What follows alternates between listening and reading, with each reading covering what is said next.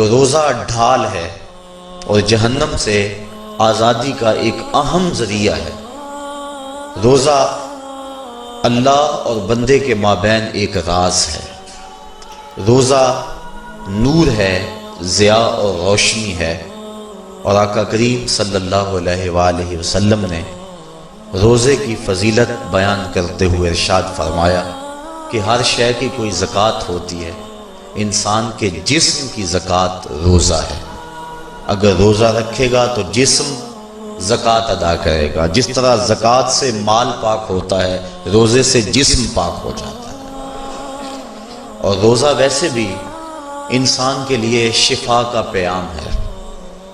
فرمایا کہ سحری کھایا کرو، چونکہ سحری کے کھانے کے اندر بھی اللہ نے برکت رکھی۔ تو یہ ماہ صیام اپنے دامن میں برکتیں لے کر، رحمتیں لے کر نازل ہوتا ہے۔ اس کا پہلا حصہ رحمت، درمیانی حصہ مغفرت، اور آخری حصہ جہنم سے آزادی کا مجدہ جاں فضا ہے۔ حدیث میں آتا ہے کہ اللہ نے میری امت کو رمضان المبارک کے روزے کے حوالے سے 5 چیزیں ایسی عطا کی ہیں جو اس سے قبل کسی امت کو نصیب نہیں ہوئی۔ ایک تو یہ کہ رمضان المبارک کے اندر روزہ رکھنے والے کے معدے سے جو بو نکلتی ہے، اللہ کو وہ مشک سے زیادہ محبوب ہے۔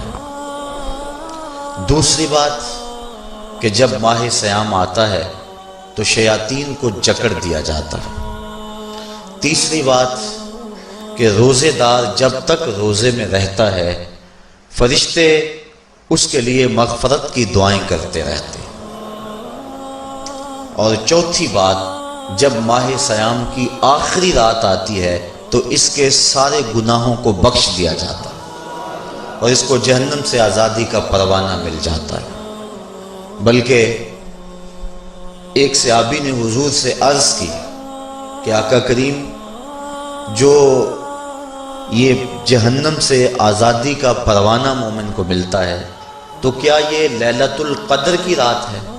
تو آقا کریم نے فرمایا نہیں، جب مزدور اپنی مزدوری مکمل کرتا ہے، جب اس کی دہاڑی پوری ہو جاتی ہے تو پھر اس کو اس کا مالک کچھ دیتا ہے، تو یہ جو اس کو بخشش اور مغفرت کا مجدہ جاں فضا دیا جاتا ہے، یہ اس کی مزدوری ہے۔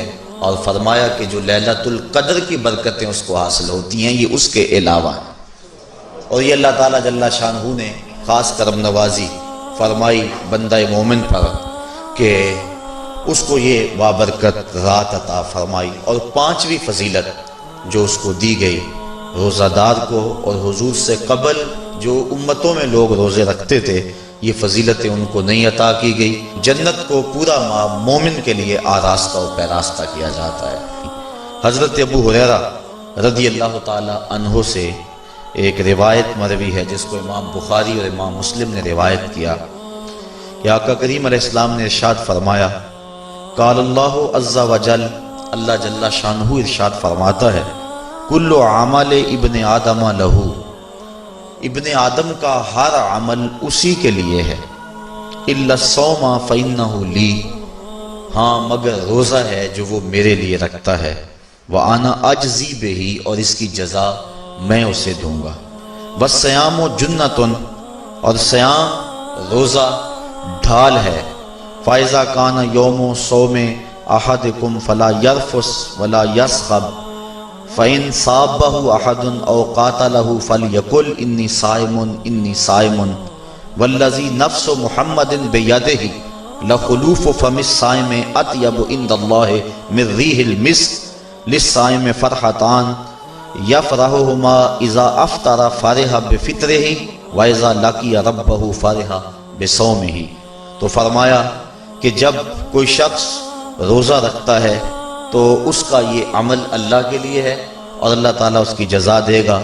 روزہ ڈھال ہے، جب کوئی شخص روزہ رکھے تو وہ اس کے اندر کوئی اللہ کی نافرمانی نہ کرے، یہاں تک کہ اگر اس کو کوئی شخص گالی بھی دے تو وہ یہ کہے کہ میرا روزہ ہے، میں صائم ہوں، میں نے روزہ رکھا ہوا ہے، یہ کہہ کے لڑنے والے کو، الجھنے والے کو ٹال دے۔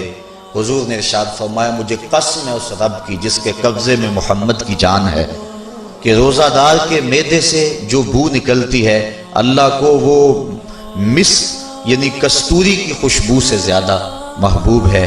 اور روزہ دار کے لیے دو خوشیاں ہیں، ایک خوشی اس کو اس وقت ملتی ہے جب وہ روزہ افطار کرتا ہے، اور دوسری خوشی اس کو اس وقت ملتی ہے جب اس روزے کے صلے میں اسے اپنے رب کا دیدار نصیب ہوگا۔ یہ بات ذہن میں رکھیں کہ اس دنیا پر سب سے